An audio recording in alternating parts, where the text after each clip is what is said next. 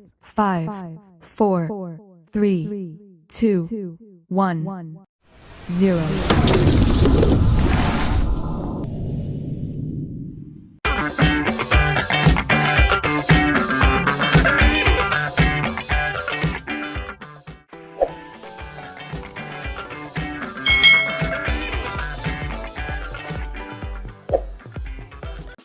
Hai, selamat datang di channel YouTube Kak Citra. Apa kabar adik-adik semuanya? Kak Citra berharap kalian dalam kondisi yang baik, sehat, dan siap untuk belajar nih. Hari ini kita akan belajar bersama-sama untuk mata pelajaran tematik, khususnya itu di muatan pelajaran PPKN. Nah, kita belajar di tema 5 pengalamanku, subtema 3 pengalaman di tempat bermain, yang materi PPKN-nya adalah tentang pengamalan sila keempat dan sila kelima Pancasila di tempat bermain. Mari adik-adik kita belajar dengan penuh semangat ya. Beni, Edo, Udin, Lani, dan Dayu itu satu kelas adik-adik. Sebelum bermain, kelompok ini selalu bermusyawarah seperti memilih permainan yang akan dilakukan. Nah, di sini kita lihat ya, ada percakapan Beni dan teman-temannya. Bagaimana kalau kita bermain bola kasti? Setuju. Nah, di sini ya mereka sedang bermusyawarah. Lalu, baiklah teman-teman, kali ini kita bermain bola kasti. Perilaku di atas itu sesuai dengan sila keempat Pancasila. Bagaimana bunyi sila keempat Pancasila adik-adik? Nah, sila keempat Pancasila ini kan disimbolkan dengan kepala banteng. Bunyinya kerakyatan yang dipimpin oleh hikmat kebijaksanaan dalam permusyawaratan perwakilan. Adik-adik, saat bermain bersama, setiap anak itu dapat berbeda pilihan permainannya. Ada anak yang ingin bermain galasin mungkin, ada juga yang ingin bermain kelereng, atau ada yang ingin bermain boneka, bermain kasti, dan lain sebagainya. Pasti pilihannya berbeda-beda. Nah, perbedaan pilihan permainan itu dapat disatukan melalui musyawarah. Apa itu musyawarah? Musyawarah itu artinya berdiskusi untuk mengambil keputusan bersama secara mufakat. Nah, musyawarah ini sesuai dengan pengamalan sila keempat Pancasila, yaitu kerakyatan yang dipimpin oleh hikmat kebijaksanaan dalam permusyawaratan perwakilan.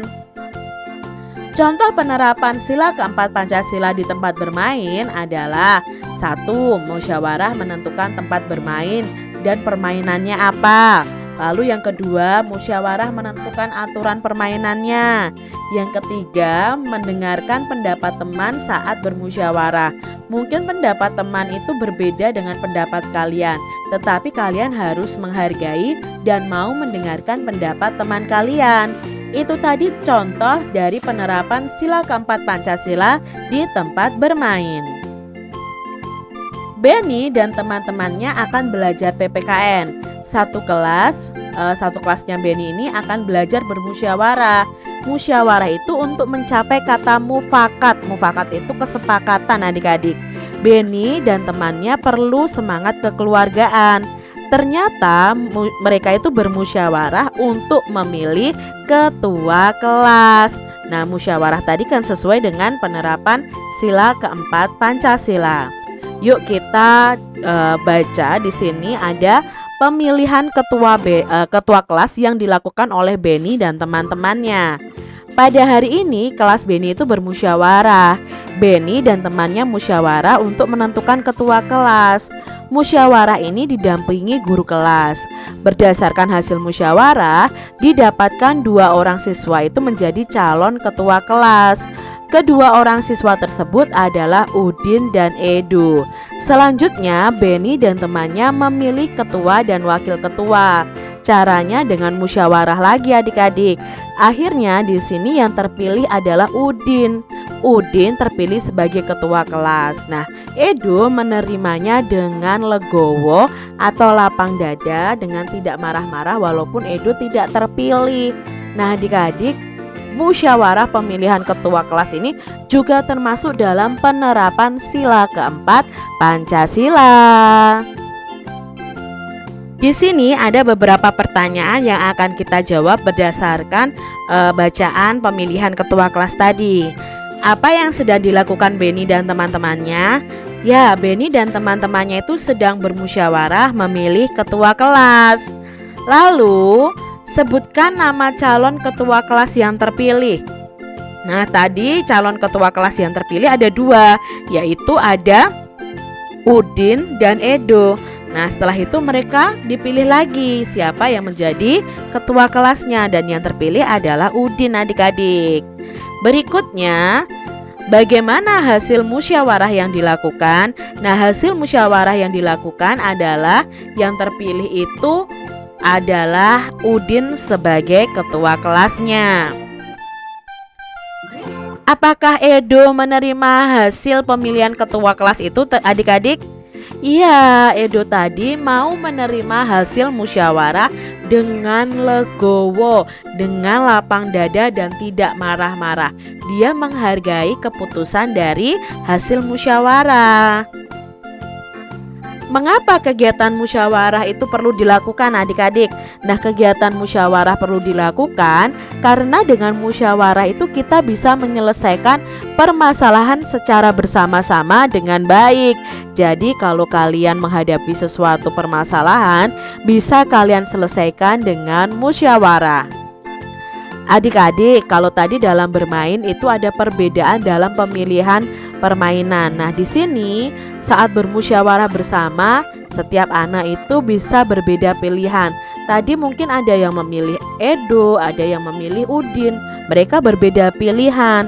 Tetapi perbedaan pilihan itu bisa disatukan melalui musyawarah.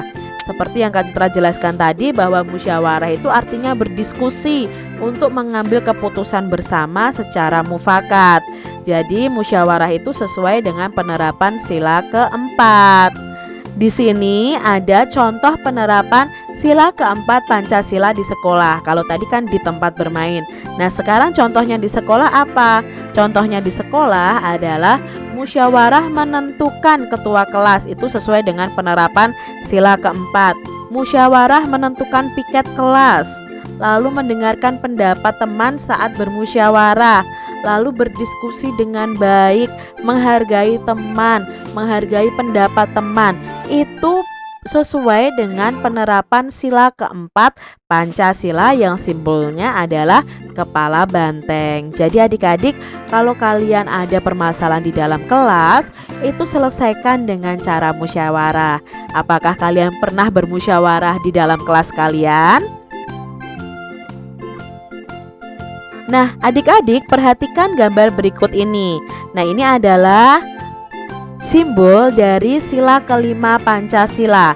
Nah, sila kelima Pancasila ini disimbolkan gambar padi dan kapas. Nah, sebutkan, coba bunyi sila kelima Pancasila.